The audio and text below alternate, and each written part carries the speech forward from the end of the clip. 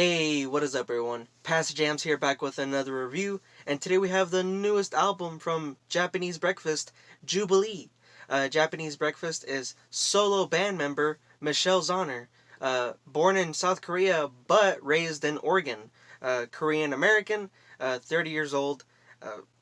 Found her back in 2017 when she released her second album, Soft Sounds from Another Planet. That it was amazing.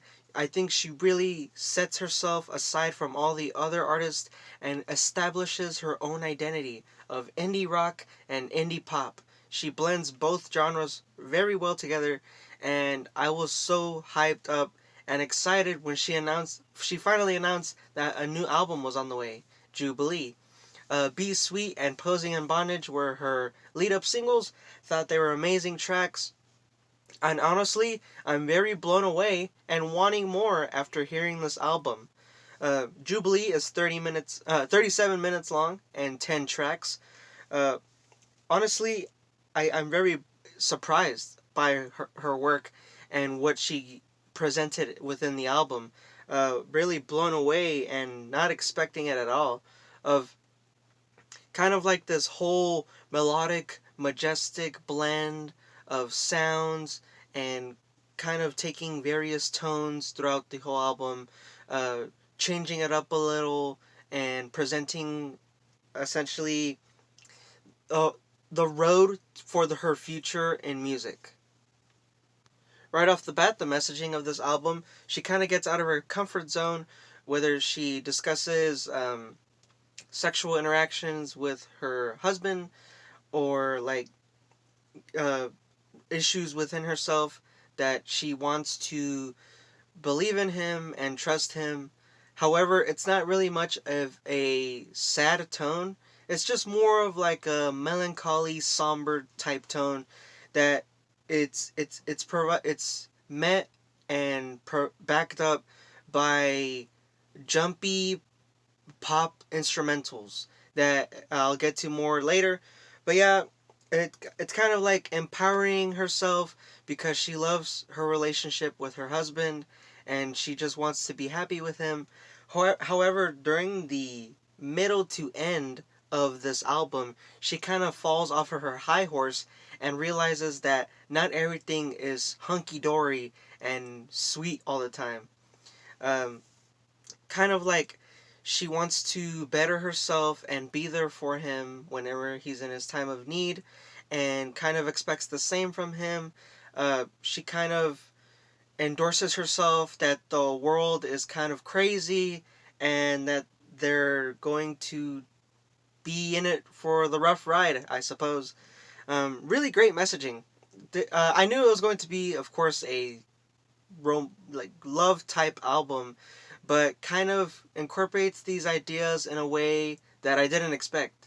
Um, I just thought it was going to be pop songs about love, generic messages, but no, she kind of makes this album very personal and goes out of her comfort zone. And I'm pretty sure some people could, or a lot of people could relate to what she's going through.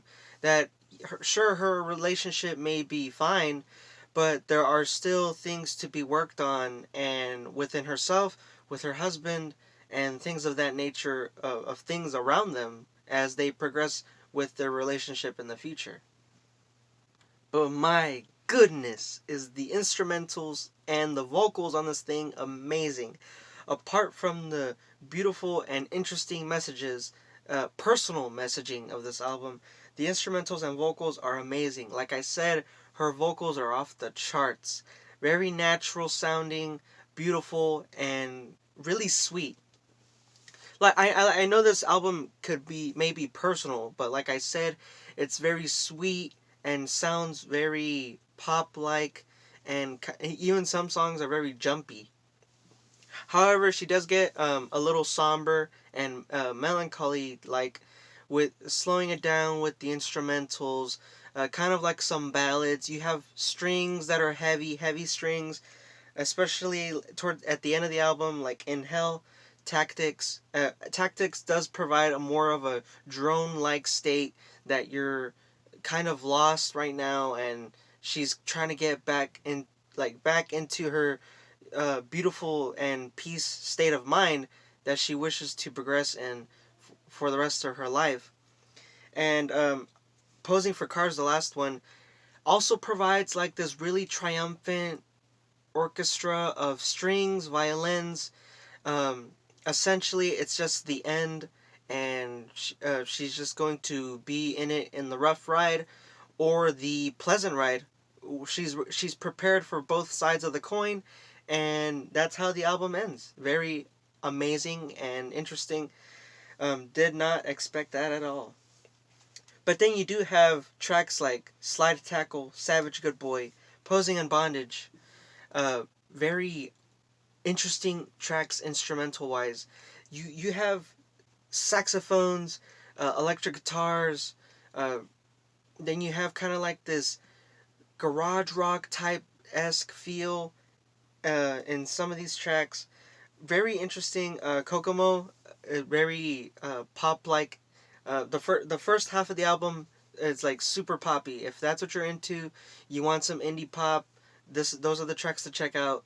If you're kind of more of like on the melancholy side or somber tone, check out the last half of the album, especially towards the end, the last few tracks.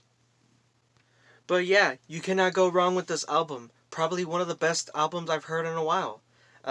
Especially considering it's indie pop, and a genre that's so fleshed out and secluded and overwhelmed by all these indie artists that are trying to make it.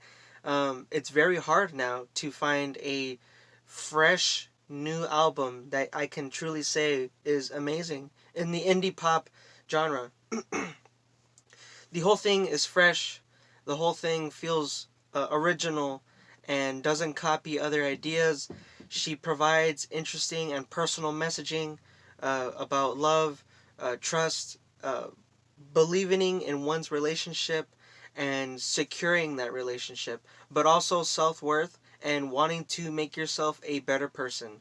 You cannot go wrong with this. You have jumpy instrumentals, pop like sounds, interesting instruments like the saxophone, electric guitar, violin strings, things of that nature. You even have trumpets in this thing.